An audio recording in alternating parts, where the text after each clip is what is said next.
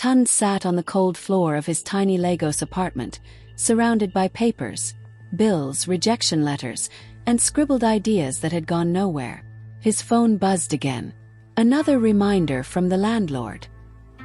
He stared at the cracked screen, then let it slip from his fingers. It hit the ground with a dull thud, mirroring the weight crushing his chest. "What am I even fighting for?" he whispered to the empty room. Outside, the city roared with life, but inside, silence screamed louder than any noise. Tonight, something inside him felt ready to break, and he wasn't sure he cared anymore. The fluorescent light above flickered, casting uneven shadows across the cluttered space. Tund leaned back against the wall, his head resting between his knees. The air smelled faintly of sweat and stale food, a testament to days spent indoors, avoiding both the chaos of Lagos traffic and the judgmental stares of people who knew better than to ask how he was doing. He glanced at the pile of bills scattered around him. Rent overdue, electricity bill threatening disconnection, student loan payments looming like an unshakable curse. And then there were the texts from his mother. "Tund, when are you coming home? Your father says we need to talk about your future." Future? What future? All he saw ahead of him was a black hole swallowing every ounce of hope he'd ever had. His thoughts spiraled downward, replaying moments from the past few months. Or was it years? Time blurred together now. There was the tech startup idea he'd pitched to investors, only to be laughed out of the room. The freelance gigs that promised steady income but delivered late payments and broken promises. The endless cycle of applying for jobs online, tailoring resumes, attending interviews, and hearing nothing back. Or worse, being told he didn't have enough experience despite having graduated top of his class. And yet, everyone else seemed to be thriving. Scrolling through Instagram earlier that evening, he'd seen pictures of old classmates flaunting new cars, luxury vacations, and designer clothes. One friend posted about launching a multimillion-dollar business. Another bragged about landing a dream job abroad. Meanwhile, here he was, drowning in debt and barely able to afford a meal without counting coins. A sharp knock at the door startled him. For a moment, he considered ignoring it. But the knocking persisted, growing louder and more insistent. With a groan, Tund pushed himself off the floor and shuffled to the door. Standing outside was Ngozi, her arms crossed and her expression unreadable. "What do you want, Ngozi?" he muttered, leaning against the doorframe. "I've been calling you all day," she said, stepping past him into the apartment. Her eyes scanned the mess, papers everywhere, unwashed dishes piled high in the sink, clothes strewn across the furniture. She sighed heavily. "This place looks like a hurricane hit it." "It feels like one too," Tund replied bitterly, closing the door behind her. Ngozi turned to face him, her dark eyes narrowing. "You're not answering my calls, you're not showing up to our meetings. You're disappearing, Tund. What's going on?" He hesitated, unsure where to begin. How could he explain the suffocating pressure of failure, the shame of falling short of expectations, the gnawing fear that he'd never amount to anything? Instead, he shrugged. "I'm just tired, Ngozi. That's all." "Tired?" she shot back, her voice rising. "Do you think I don't know what it's like to be tired? I wake up every morning wondering if today's the day my business collapses. But I keep going because giving up isn't an option. Why can't you do the same?" Her words stung, cutting deeper than any insult. 'Cause she was right.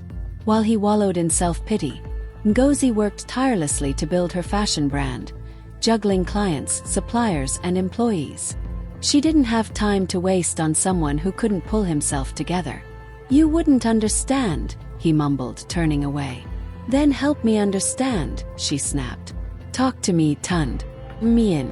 Whatever this is, we can figure it out together." For a brief second, he almost believed her. Almost. But the weight of everything, the failures, the debts, the disappointments, was too much to bear. He shook his head. "There's nothing to figure out. Just leave me alone, okay?" Ngozi stared at him, hurt flashing across her face before hardening into anger. Without another word, she grabbed her bag and stormed out, slamming the door behind her.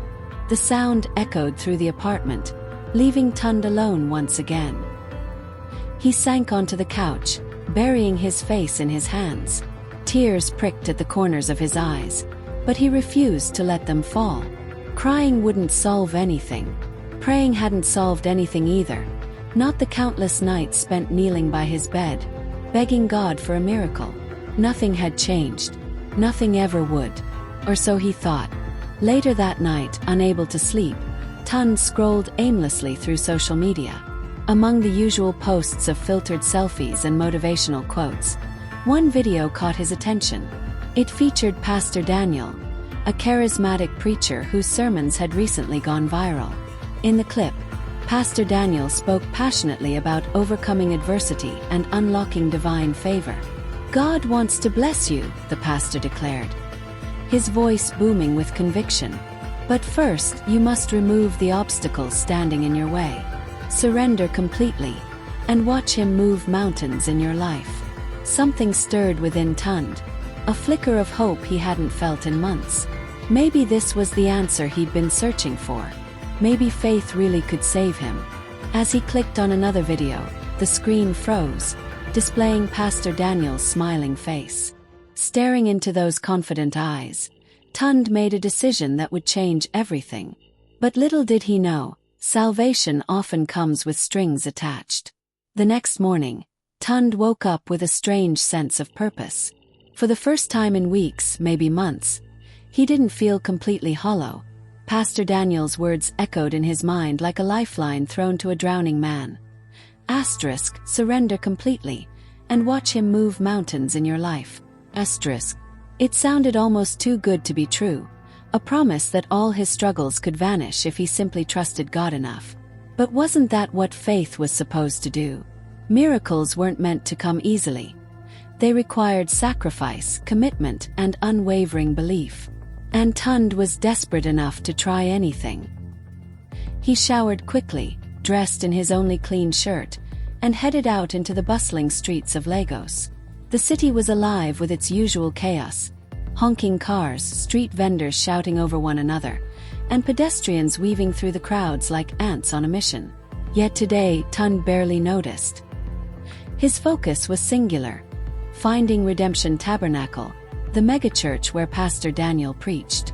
After an hour-long commute packed into a rickety Danfo bus, Tund arrived at the church compound. It was massive, sprawling across acres of land with towering gates adorned with gold lettering that read, "Welcome to your miracle ground." Inside, the atmosphere buzzed with energy. Hundreds of people milled about, some chatting animatedly, others kneeling in prayer or singing hymns. The scent of incense wafted through the air, mingling with the faint aroma of freshly brewed coffee from a nearby concession stand.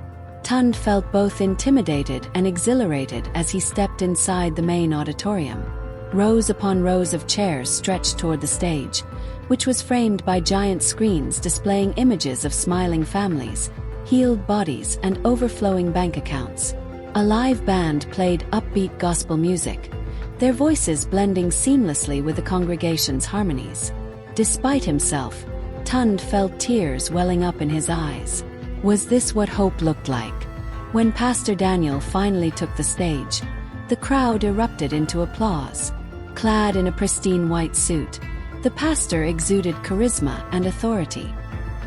He began his sermon with a story about a young man who had lost everything: his job, his family, his dignity, but found restoration after surrendering fully to God. As he spoke, Tund couldn't shake the feeling that the story was meant for him. "You see," Pastor Daniel said, pacing back and forth across the stage, "God doesn't want you to suffer. He wants to bless you abundantly. But sometimes we hold on to things that block His blessings: fear, doubt, sin, even generational curses. You must let go of these burdens and allow God to take control." By the end of the service, Tund was convinced. Whatever it took, fasting, tithes, prayers, he would do it. If this was the path to freedom, he was ready to walk it. Over the next few weeks, Tund threw himself into the church's activities with fervor. He attended every service, joined prayer groups, and volunteered for outreach programs. Pastor Daniel became his mentor, guiding him through spiritual exercises designed to cleanse his soul and attract divine favor. But the process wasn't cheap. One Sunday, during a special offering session, Pastor Daniel announced that members seeking breakthroughs should sow seeds of faith by donating generously. "If you give sacrificially," he explained, "God will multiply your seed and open doors you never thought possible." Tund hesitated. His bank account was already dangerously low, and Ngozi had stopped speaking to him altogether after their last argument. Still, something deep inside urged him to comply. Maybe this was the moment when everything would change. That evening, he withdrew nearly all his savings and handed the envelope to the collection team. As he placed it in the basket, he whispered a silent prayer. "Please let this work." Weeks passed, but no miracle came. Instead, Tund received yet another bill reminder and realized he'd made a grave mistake. Desperation turned into obsession. Tund convinced himself that he hadn't given enough, that his faith wasn't strong enough. Every sermon reinforced the idea that prosperity required total surrender, not just spiritually but financially. So, when Pastor Daniel introduced a new program called Divine Debt Erasure, promising financial liberation for those willing to invest heavily in their spiritual journey, Tund saw it as his final chance. He borrowed money from friends, maxed out his credit cards, and even pawned his laptop to raise funds for the program. Each transaction left him more anxious, but he clung to the hope that God would honor his sacrifices. Surely, such devotion deserved reward. Meanwhile, his relationships deteriorated further. Ngozi sent him a text message one night. "I don't recognize you anymore, Tund. This isn't the man I fell in love with. Please wake up before it's too late." Asterisk. Her words cut deeper than any criticism he'd faced before. Part of him wanted to reach out, to explain why he was doing this, to beg her forgiveness. But pride and fear kept him silent. At home, his parents grew increasingly concerned. During a rare phone call, his mother asked gently, "Tund, are you sure this is what God wants for you? Sometimes we mistake our own desires for His will." "I know what I'm doing, Mama," he snapped, regretting his tone immediately. "Just pray for me, okay?" As the debts piled higher and the promises remained unfulfilled, cracks began to form in Tund's resolve. Doubts crept in late at night, whispering cruel truths he tried to ignore. What if Pastor Daniel wasn't the answer? What if there was no miraculous turnaround waiting for him? Then came the day he discovered the truth. While running errands downtown, Tund ran into an old acquaintance named Chitty, who happened to mention attending Redemption Tabernacle briefly before leaving due to unethical practices. Intrigued and increasingly uneasy, Tund pressed him for details. Chitty hesitated, then leaned closer. "Look, I shouldn't say anything, but have you ever wondered how Pastor Daniel affords those private jets and luxury cars? Most of the money comes from desperate people like us, pouring their last kobo into his pockets. Some of us investigated, and trust me, it's not pretty." Tund's heart sank. He dismissed Chitty's claims initially, chalking them up to bitterness. But later that night, unable to sleep, he decided to dig deeper. A quick online search revealed articles and testimonies accusing Pastor Daniel of exploiting congregants, embezzling funds, and falsifying miracles. Shock gave way to anger, then despair. How could he have been so blind? All the money he'd spent, the sacrifices he'd made, it had all been for nothing. Worse still, he'd alienated the people who truly cared about him. In that moment, Tund realized he'd hit rock bottom. Again, Tund sat in the dim glow of his phone screen, the damning articles and testimonies still open before him. His hands trembled as he scrolled through stories of lives ruined by Pastor Daniel's greed. Families torn apart, businesses destroyed, dreams shattered. He felt like a fool, but more than that, he felt betrayed. Not just by Pastor Daniel, but by himself. How could he have let desperation cloud his judgment so completely? For hours, he sat there, staring at the wall, replaying every decision that had led him to this moment. The loans, the lies, the broken relationships. It all came crashing down on him at once. But beneath the weight of his failures, something else stirred: anger. Anger at Pastor Daniel for exploiting vulnerable people. Anger at himself for allowing it to happen. And most of all, anger at the system that made men like Pastor Daniel seem like saviors when they were anything but. By morning, exhaustion had settled into his bones, but clarity began to pierce through the fog. For the first time in months, Tund allowed himself to confront the truth. Not just about Pastor Daniel, but about his own life. He realized he'd been chasing an illusion, trying to escape his problems instead of facing them head-on. If he wanted to change, he needed to start over. Not with empty promises or shortcuts, but with hard work, honesty, and accountability. The next day, Tund packed a small bag and boarded a bus headed for his childhood village outside Lagos.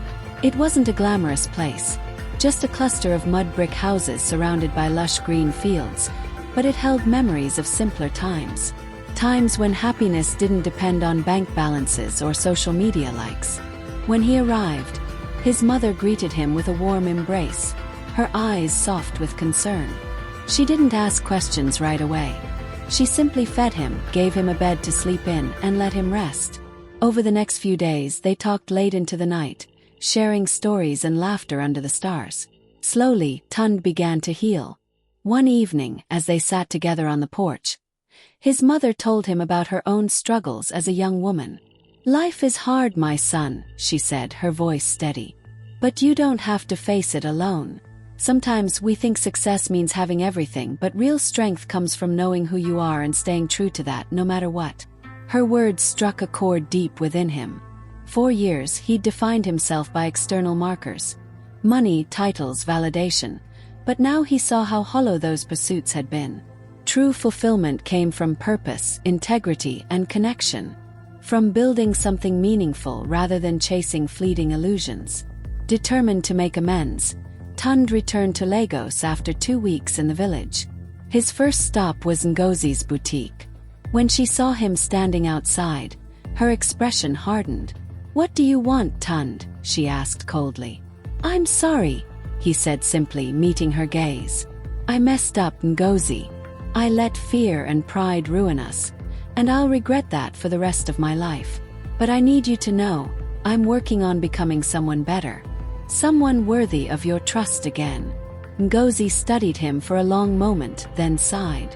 "It's not going to be easy, Tund. Trust takes time to rebuild." "I understand," he replied. "And I'm willing to wait however long it takes." Though their conversation ended on uncertain terms, Tund left feeling lighter. He visited his parents next, apologizing for neglecting them and promising to prioritize family moving forward. Then, he tackled his debts one by one, negotiating payment plans and taking on odd jobs to chip away at the mountain of obligations. Each step was painful but also liberating. With every apology and act of responsibility, Tund felt pieces of himself falling back into place. As Tund worked to repair his life, he couldn't shake the idea that had been brewing in the back of his mind since his days in the village. Growing up, he'd always dreamed of using technology to solve real-world problems. Now, with nothing left to lose, he decided to take the leap. He started small, teaching himself coding skills online and brainstorming ideas for a tech startup aimed at addressing challenges faced by everyday Nigerians. One concept stood out: a mobile app that connected local artisans and farmers directly to consumers, cutting out middlemen and ensuring fair prices for both parties. It wasn't glamorous, but it had potential, and it aligned with his newfound values of purpose and impact. To fund the project, Tund sold the few valuables he had left, including his car. He reached out to former colleagues and classmates, pitching his vision with a passion that surprised even himself.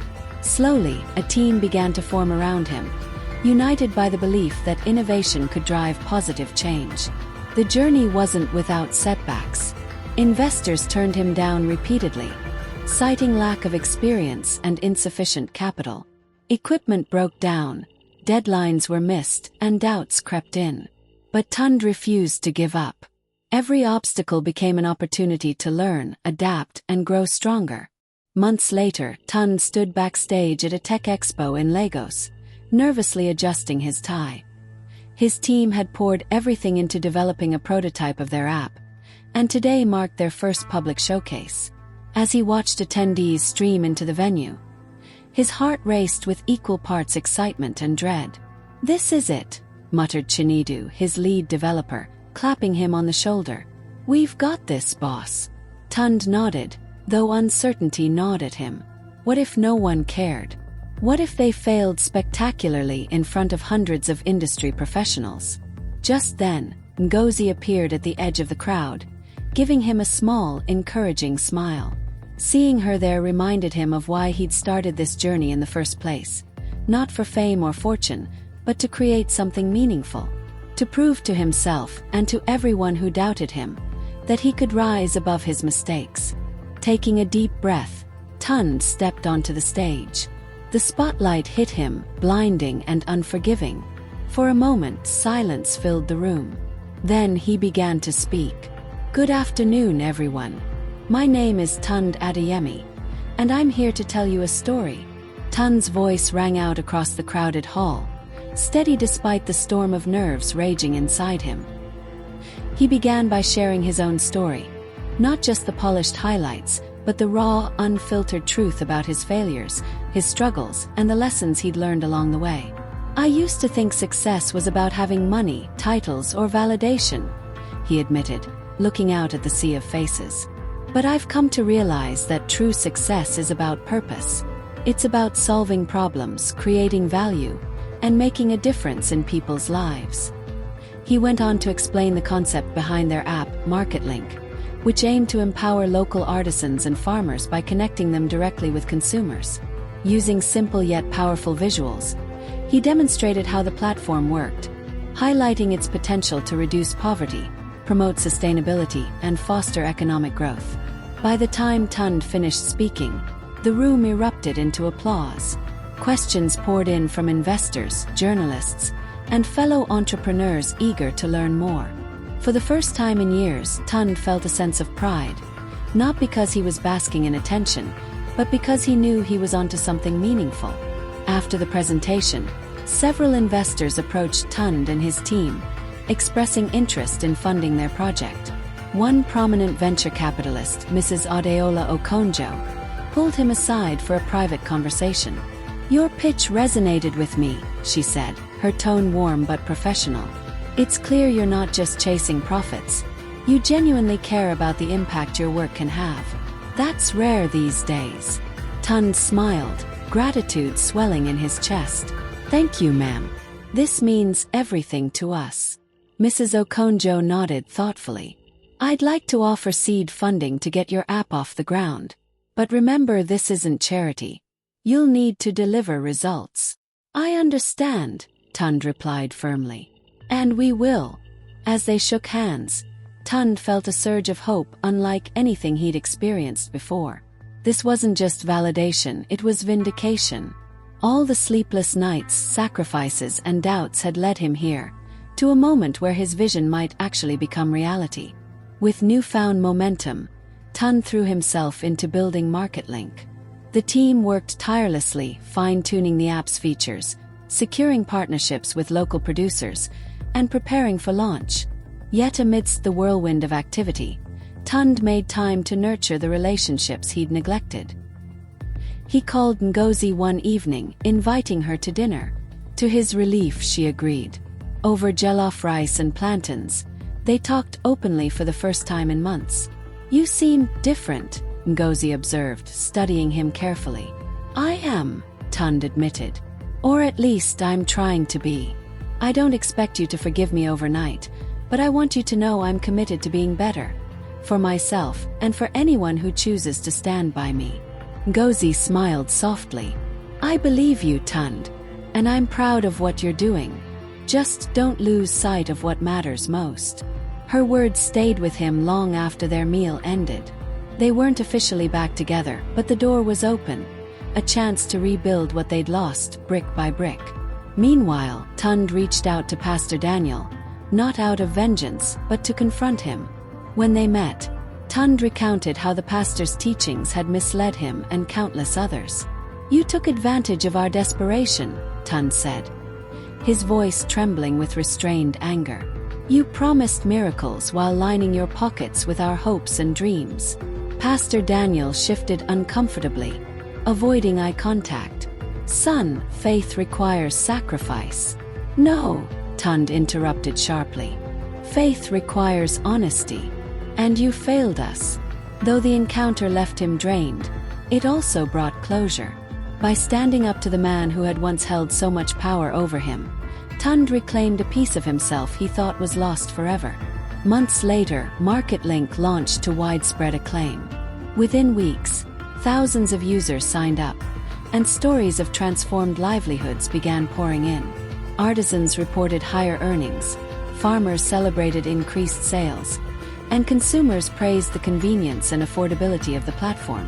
The media hailed Tund as a rising star in Nigeria's tech scene, but he remained humble, deflecting praise onto his team and the communities they served. In interviews, he often spoke about resilience, redemption, and the importance of staying grounded in one's values, even when chasing big dreams. One evening, as he walked through the streets of Lagos, Tund paused to watch a group of children playing soccer under flickering streetlights. Their laughter echoed through the night, pure and untainted by the struggles of adulthood. For a moment, he allowed himself to simply exist, free from the weight of expectations or regrets. When he returned home, he found a text message waiting for him from Ngozi. "Congratulations on today's launch. You've inspired so many people, including me. Let's catch up soon." Tund smiled, feeling lighter than he had in years. Life hadn't handed him an easy victory. It had forced him to fight for every inch of progress. But in doing so, it had taught him invaluable lessons about perseverance, humility, and the enduring power of hope. A year after launching MarketLink, Tund stood on a stage again. But this time, it was at a rural community center, surrounded by farmers and artisans whose lives had been changed by the app. As he addressed the crowd, he reflected on how far he'd come since those dark nights spent staring at unpaid bills and shattered dreams. "Success isn't about escaping your shadows," he told them, his voice filled with conviction. "It's about embracing them and finding light within. Because sometimes, the hardest battles teach us the greatest truths." As the audience cheered, Tund caught sight of Ngozi sitting near the front row, smiling proudly. Beside her were his parents, clapping enthusiastically. For the first time in a long time, he felt whole. In the end, Tund realized that happiness wasn't something you chased. It was something you built, day by day, choice by choice. And though the road ahead would undoubtedly hold challenges, he faced it with gratitude, knowing he'd already found the light he'd been searching for all along. Thanks for tuning in.